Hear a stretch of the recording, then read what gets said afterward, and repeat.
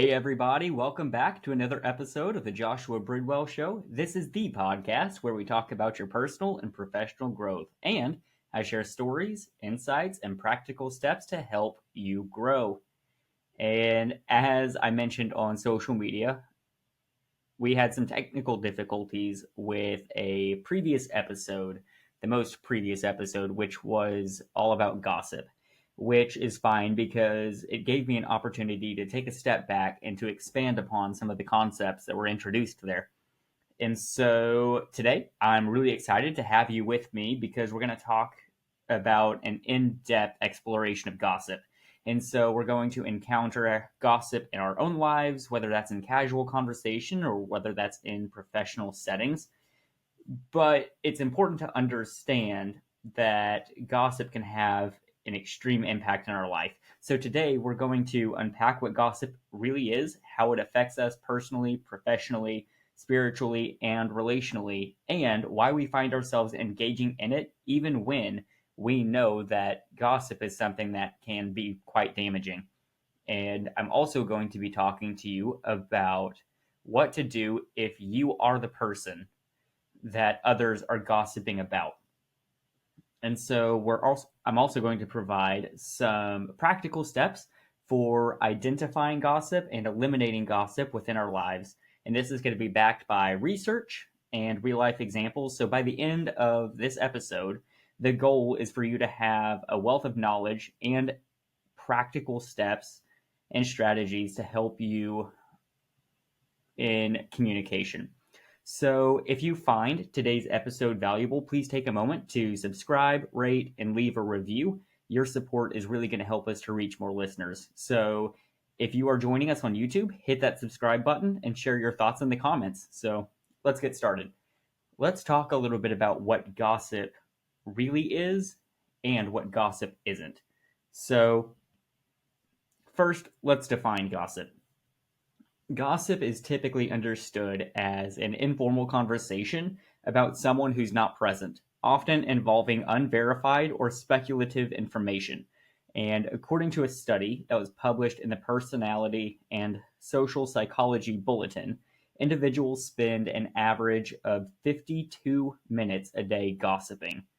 That's a pretty large amount of our daily time where our conversations can either be building somebody up or can be tearing somebody down. So, gossip is different from constructive conversation, right? I think we can all agree on that. So, it's important to differentiate gossip between constructive communication. Gossip should not be confused with providing feedback or discussing someone's behavior to help them grow. So, for example, let's say that we are talking about one of our coworkers' performance in a meeting with them present. That's something that could be constructive if it's performed in a healthy way. However, if they are not present and we are talking about their performance in a negative way behind their back, that is gossip. So there's a fine line between gossip and constructive conversation. And so a common misunderstanding about gossip is that gossip can be harmless or even beneficial in some cases. So while some people may make the argument that sharing information helps other people to avoid mistakes, the reality is that it often skews our view of another person, and that can create negativity, it can create suspicion.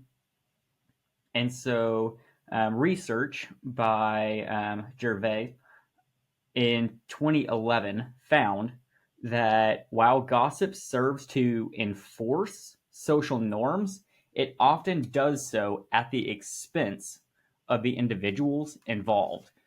And that is really profound. So let's look at some of the psychological definitions. So gossip can also be understood through a psychological lens. It's not something that's just a physical sense, but gossip can also be understood through a psychological lens. So it serves social functions that can reinforce group identity, but also leads to personal costs. So if we look in the Journal of Social Psychology, it emphasizes that gossiping can enhance social bonds, but it also creates feelings of guilt and regret for those who participate.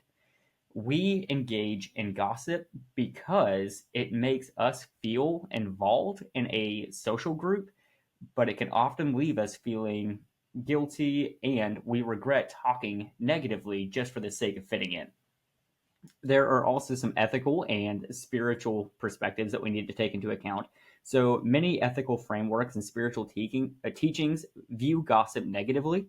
If we look in Proverbs chapter 16, verse 28, it says, "A perverse person stirs up conflict, and a gossip separates close friends." And within that verse, it's very clear to see that there are moral implications of gossip and the importance of speaking with integrity. So let's consider a workplace situation, right? So let's say that a team member shares information with you that isn't verified about a coworker's contribution without their knowledge. That's gossip. However, if they discuss challenges with the coworker directly, that's constructive communication. And it's really important to understand what gossip is and what it's not. Because gossip can have extreme impacts. So let's look a little bit about that. So, gossip can have a really profound impact on somebody's mental health. So, studies indicate that engaging in negative gossip can lead to increased anxiety and lower self esteem. And according to the American Psychological Association, individuals who gossip frequently may experience feelings of guilt and shame, which can contribute to emotional distress. We have enough going on around us each and every day, right? We have overwhelm and stress. When we engage in gossip, we are adding stress to our lives. We are not taking stress away from us. And so it's just a really simple thing for some of us to cut out that can reduce our emotional distress. And that's just one personal impact. It can also have a professional impact. So in the workplace, gossip can create a really toxic culture. And the very first company that I ever created, it was called Coin Counselor. Gossip was something that if you were found participating in, it called for immediate disciplinary action. I took it that seriously because it can have extreme impact on the individuals within the organization as well as within the financials of the organization. It can affect the brand. There are so many different ways that gossip can impact a company. And so let's look at a professional impact, right? Because research from MIT Sloan Management Review indicates that negative gossip spreads 5 times faster than positive news, leading to a detrimental impact on team dynamics. And also, a survey conducted by Office Vibe found that 70% of employees believe gossip negatively affects workplace relationships, and this ultimately results in decreased productivity and higher turnover rates. So, we all hear the phrase drama sells. You can look at TV and there's drama all the time. It's interesting to us because it distracts us from the drama that happens in our own lives. So, of course, it's going to catch on faster. So, 70% of employees know that it can negatively affect workplace relationships, ultimately resulting in decreased productivity and higher turnover rates. But yet it's something that we still engage in. And so we have to be really careful of those implications because they do have a really strong impact. And there's also the spiritual impact that we have to take into consideration. So, from a spiritual perspective, gossip can disconnect us from our core values. And in Ephesians chapter 4, verse 29, it says that, well, in Ephesians chapter 4, verse 29, it emphasizes the need to use our words to build each other up rather than to tear each other down. So engaging in gossip undermines this principle and creates barriers in our relationship with others and with God. And we need to make sure that we stay unified with God. So I encourage you to go read Ephesians chapter 4, verse 29. And then we already talked about the workplace implication of gossip and how it can affect relationship. It doesn't matter if it's a professional setting. It doesn't matter if it's a personal setting, because gossip can have and does have relational impacts. We have to be really careful about those because gossip can really erode trust. It can erode intimacy and relationships. And so when individuals find out that they have been the subject of gossip, they feel betrayed, they feel hurt, they can feel emotional distress. There are a bunch of different things that they can feel. And so, research from the Conflict Resolution Quarterly indicates that gossip can cause long lasting damage to both personal and professional relationships. No question about it there. And it causes harm to both the person who is the gossip and the person who they are gossiping about. Whether or not you believe that gossip is harmless or could have benefits, gossip is not a victimless act. Anyone who engages in gossip is the victim of gossip. Now, there are people who are more victimized in the situation than others, but anyone who engages in gossip is a victim to it. So, gossip has a whole bunch of different consequences across personal and professional, spiritual, and relational situations. And long story short, it can often result in reduced well being, reduced productivity, and it can completely get rid of trust. We have to be careful because gossip has strong impacts on us personally, professionally, spiritually, and relationally. So we know that gossip is something that is bad, right? It's detrimental to relationships, to organizations, to ourselves. But we spend 52 minutes on average a day engaging in this anyway. So why do we engage in gossip? There are some psychological drivers that we need to be aware of. The first one is social bonding. Gossip also serves as a form of social bonding. We talked about that, where we will talk negatively about somebody because we just want to fit in. And sharing secrets with each other can create a sense of closeness, even if the secrets that are shared are harmful, right? We want to make sure that we have something similar, we have something in common that we can talk about. And often that is somebody that's within our circle. We may not agree on a sports team or academics or religion, but oftentimes, if there is a shared person within a circle, then we can agree on certain attributes of them, and that can lead to a downward spiral. And it can also make you feel better about yourself in a short term, but that's because it creates a sense of power. So gossiping can create a sense of importance and control, especially when one person has information that the other one doesn't. And it's really important to recognize that having a sense of power because you know something that somebody doesn't is a really key factor into why people gossip.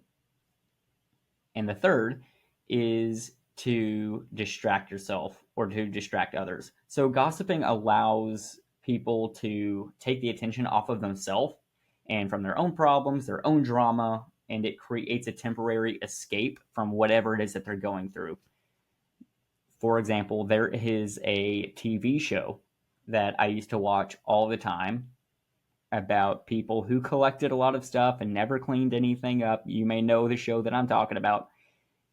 And I would love watching that show because it always made me feel a lot better that my house wasn't that dirty. And it distracted me from my situation and said, oh, well, at least my life isn't that bad. We can often use gossip and drama as a distraction from our own realities. And we have to spend time in our own reality in order to make it better, right? Whenever we talk about the stages of stuck, the first stage is that people aren't ready to grow. Second stage is that people are afraid to look at themselves in the mirror and admit where they really are. The third is that they make excuses to stay where they are. And the fourth stage is that they're ready to grow, they just don't know how. And when you use gossip as a distraction from your own life to escape your own reality, you are choosing to stay stuck in your reality. So it's important to understand the three psychological drivers: social bonding, sense of power, and distraction. There are also cultural factors. So, gossip is often accepted and even encouraged within different cultures. And I don't necessarily mean international cultures, but I mean the culture of your household, the culture of your organization, the culture of your friend group. Many social groups, social cultures can bond over shared stories, creating an environment where gossip becomes an expectation. And when you do that, it leads to social interactions. And the Journal of Communication highlights how cultural norms can dictate the prevalence and acceptance of gossip in various contexts. So if you find yourself having to gossip in order to fit in, I highly encourage you to look at your circle and ask yourself if that's a situation that you want to be in, if that's an environment that you want to be in. And sometimes you don't even have to engage in the gossip. You can just hear the gossip and not speak up about it. And you are guilty by association. It's easy to admit that the cycle of gossip is something that's really hard to break. And the immediate gratification that we receive from gossiping really reinforces that behavior. And this leads to a cycle of negativity, and that can be really challenging to escape. For a long time, I had to fight my own mind to stop focusing on the negative, focus on the positive. That can be a really difficult cycle to break. And so once gossip becomes a habit for you, it can feel automatic, and that is even when individuals recognize the harm that it causes. You can know that you are engaging in gossip and it's harming other people, but yet you continue to do it because it is a habit for you. And so let's consider another workplace situation.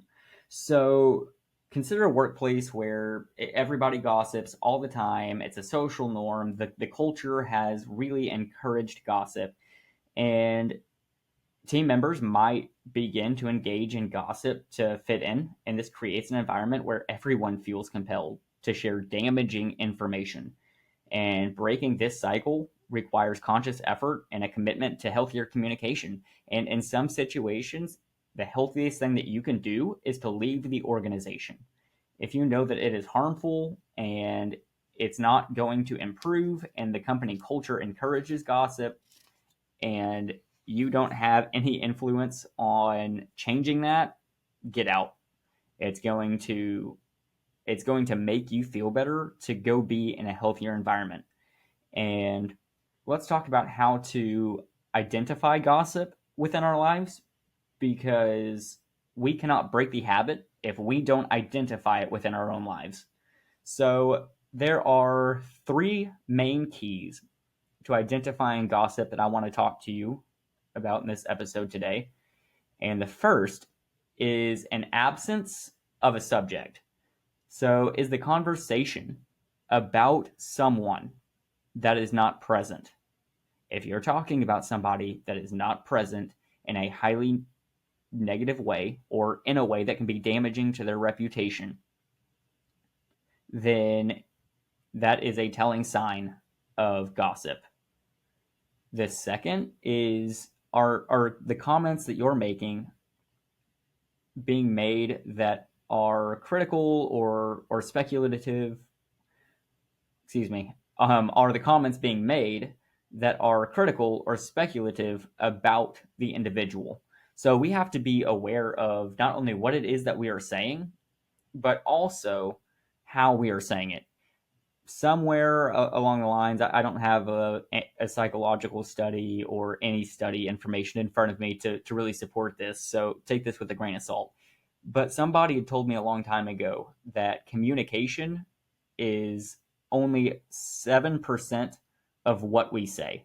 The rest is comprised of body language and the tone in which we say it. So we have to ask ourselves, are we speaking in a judgmental tone? If so, this could be a sign of gossip. And the third is there a lack of verification? Are the details that you're sharing with somebody else, have they been confirmed? Right? Is what you are saying 100% true? Is this something you heard through the grapevine? Is this something that you have experienced firsthand? Ask yourself the questions. Is the subject absent?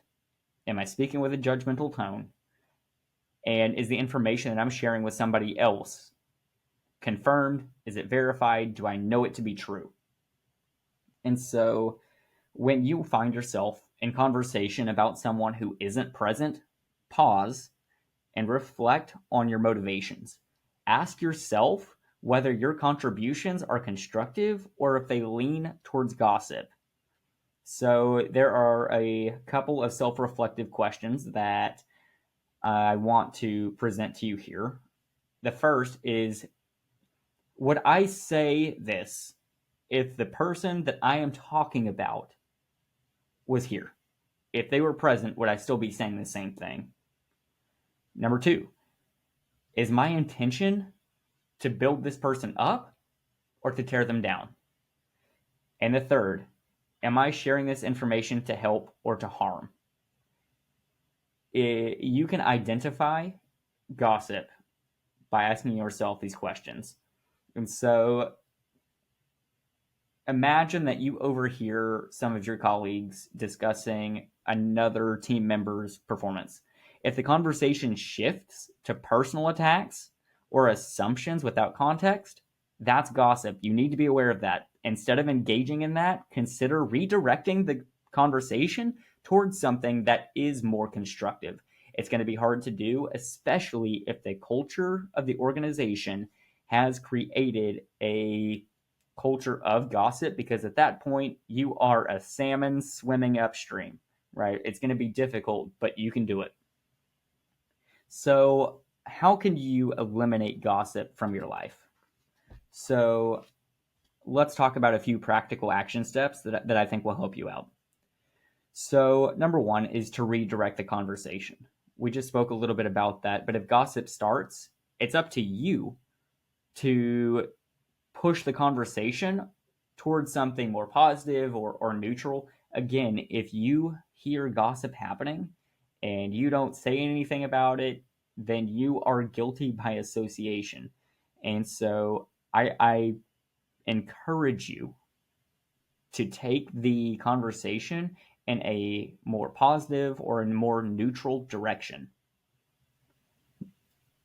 The next action step is for you to set clear boundaries.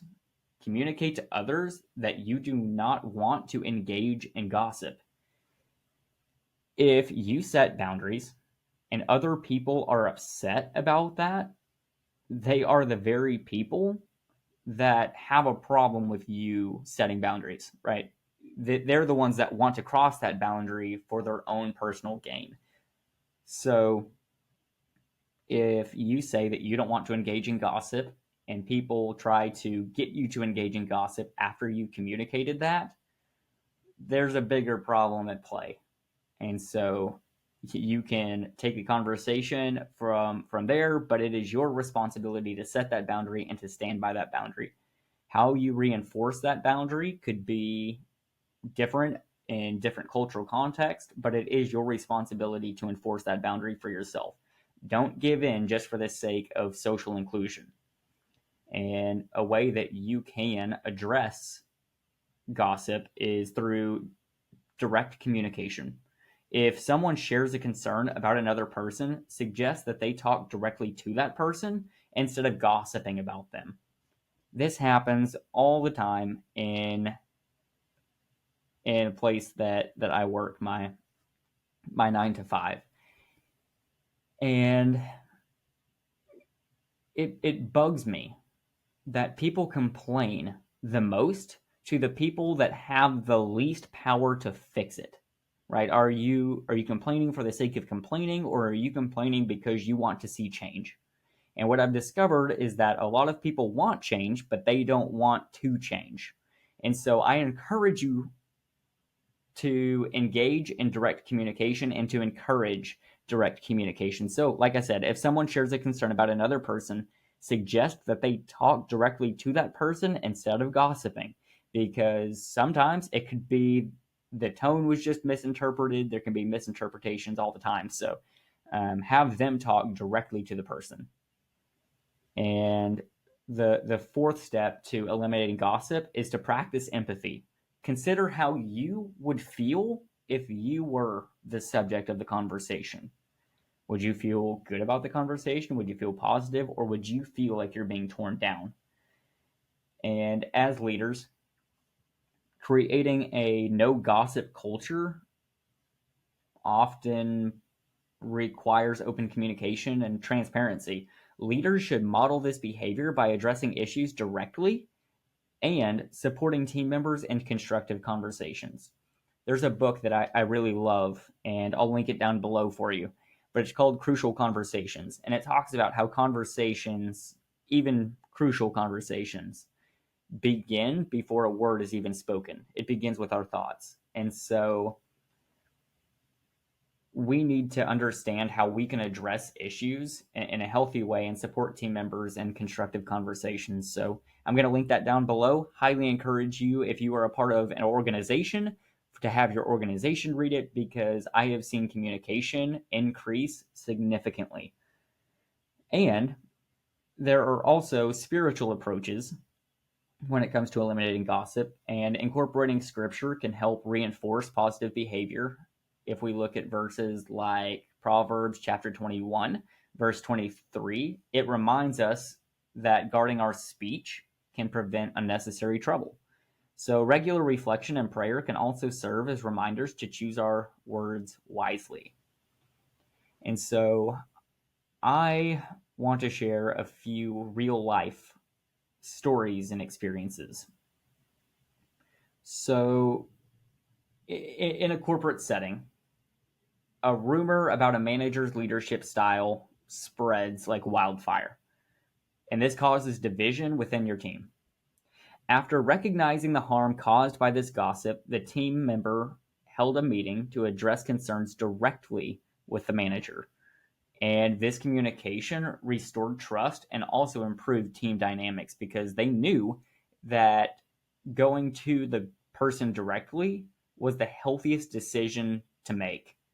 And the second story is about, in a community group, gossip about a member's personal struggles created division within their friendships. And so when the truth came out, the group decided to have a meeting to clear the air.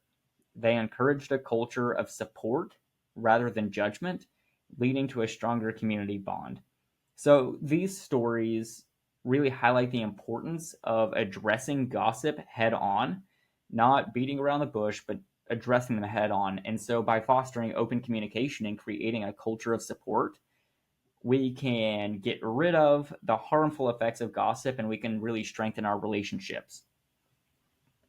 So far, we have discussed what gossip is, what it's not, the impact that it can have, why we engage in gossip, even when we know that it's wrong, what we can do to eliminate gossip from our lives. But we haven't talked about what to do if you are the victim of gossip, the direct victim, the one that others are gossiping about. And being a victim of gossip can be a really terrifying and stressful experience, and that can really affect your well-being. It can affect your relationships. It can affect your professional job, your reputation. So here are some action steps that you can take if you find yourself as being the victim of gossip. The first one, it's hard to do, I understand, but stay calm and assess the situation. So pause before reacting. Take a deep breath, take a moment to process what it is that you're feeling before you respond to gossip. Because if you don't, your response is going to be emotionally driven. It is not going to be logically driven, and it's going to be fire and gasoline. Reacting impulsively is going to really make the situation worse. So pause before reacting, gather information, so understand the specifics of the gossip, ask clarifying questions if needed, find out who's spreading it, what are they saying, and this is going to help you to determine the rest of your course of action. So, number one, stay calm before reacting and assess the situation. Number two, address it directly, confront the source, right? So the first was you pause, you stay calm, you assess the situation, you ask questions like who's spreading it, what are they saying? So then you can go to the direct source. If you feel comfortable, approach the person spreading the gossip. Use I statements. Don't point the finger at the other person. Use I statements to express how their comments have affected you, how it's made you feel, what it has done within your life, and if there are any misunderstandings, provide clarity to the individual or to the group involved. So make sure that you address gossip directly, and when needed, seek support. Talk to trusted friends, colleagues, coworkers. In some cases, talk to a therapist, but share your feelings with people that you trust who can offer emotional support and additional perspective. So this may help to clarify pieces of information as well as counteract the negative effects of gossip. Like I said, if you need to engage in professional help, there's this societal stigma around therapy, and I've personally gone to therapy, and I have found significant progress in that. If you are needing somebody to tell you, hey, like, go after it, I'm proud of you for taking that first step, let me be that person, because engaging in therapy is one of the best things that I've ever done. It's helped clear my mind, and it's helped my relationships. It's helped me to see the positive side of things where I couldn't see positive things before. And so if gossip is significantly affecting your mental health, talking to a therapist or a counselor can really provide strategies for you, and can also provide you with coping skills in order to help you move forward in life. So when needed, seek support. Number 4 is to document everything. Keep records. If the gossip gets worse, or if it turns into some harassment situation, you taking the time to document particular instances of gossip, and to the best of your ability, include dates, times, details, what was said, because this can really be beneficial if you have to report this behavior later. If this is in a professional setting, maintain professionalism. Professionalism, I think, is something that is lacking within a lot of workplace environments today.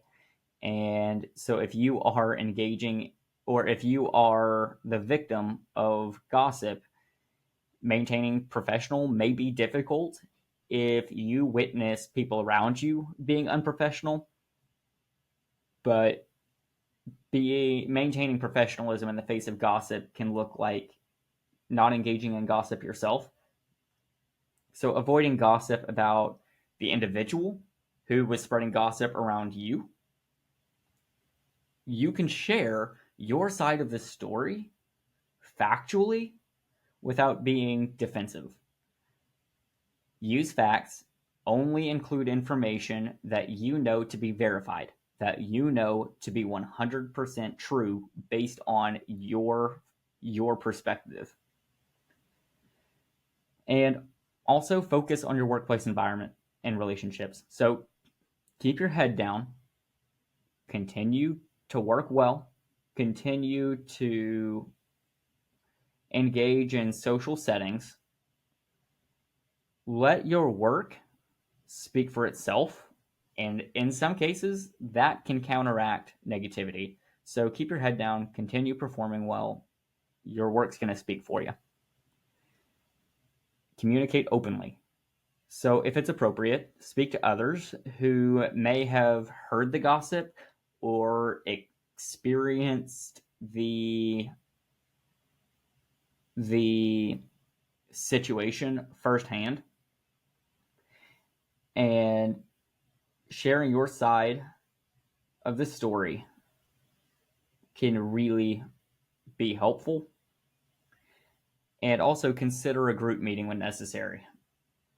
This can be scary because you don't know who's going to be in the room with you. This requires courage, but it is extremely important to get to the bottom of things.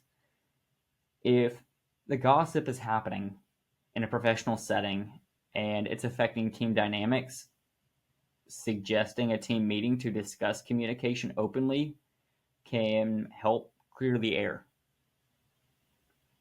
Do not be afraid to address it directly and to communicate openly. And it's also really important for you to establish boundaries. Once again, the people that have a problem with you having a boundary are the same people trying to cross it. It's important for you to set limits. So even if certain individuals like to spread gossip, limit your interaction with those people.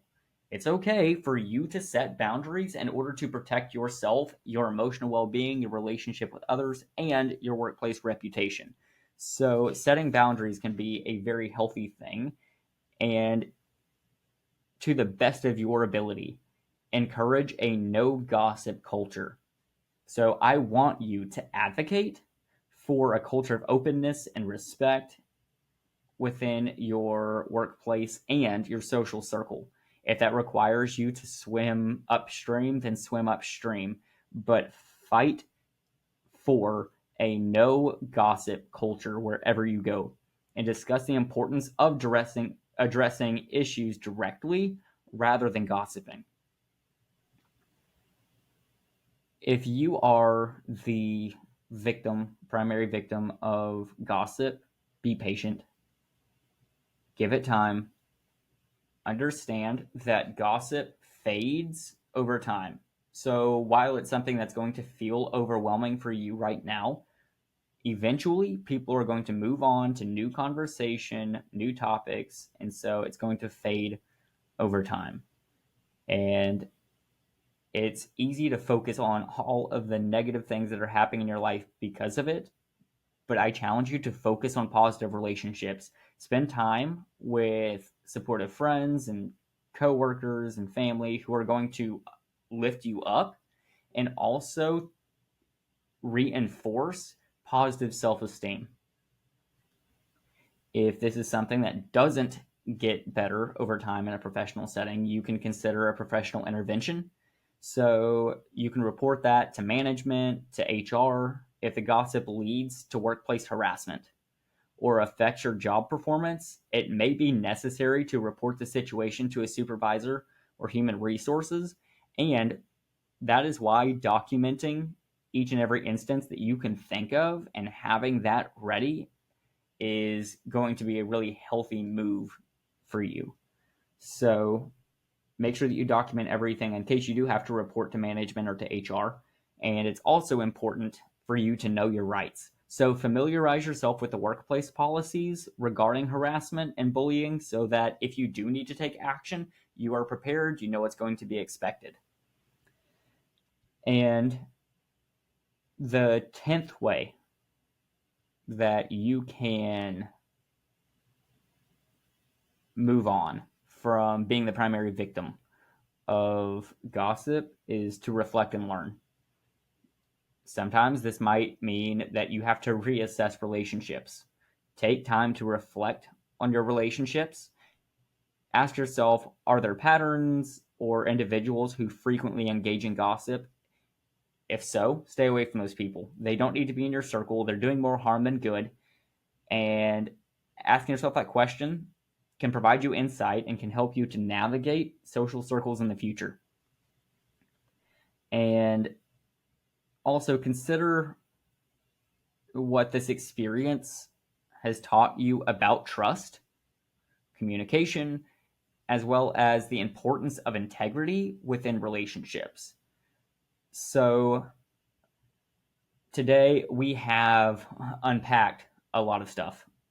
We've unpacked the nature of gossip, exploring what it is, how it impacts us, why we engage in it, what to do if you're the primary victim of gossip. We've also discussed practical action steps to identify and eliminate gossip in our lives. And I shared some stories about transformation. Gossip can have really far-reaching effects, but when we are aware and when we are intentional, we can really create healthy communication and healthy relationships. We can completely transform a culture. And so I want to encourage you to reflect on your own communication habits and consider making a commitment to eliminate gossip from your life and to foster a culture of positivity in your relationships. So, if you have found this episode valuable, please subscribe, rate, and leave a review. Share your thoughts in the comments on YouTube and share this podcast episode with others. Let's commit to a no gossip culture within our friend circle, within our family, within our workplace, and sharing this episode is going to help create that culture. That is a really easy action step for you to do. So, thank you so much for tuning in to this episode of the Joshua Bridwell Show. I will catch you next time. Tune in. Let's grow.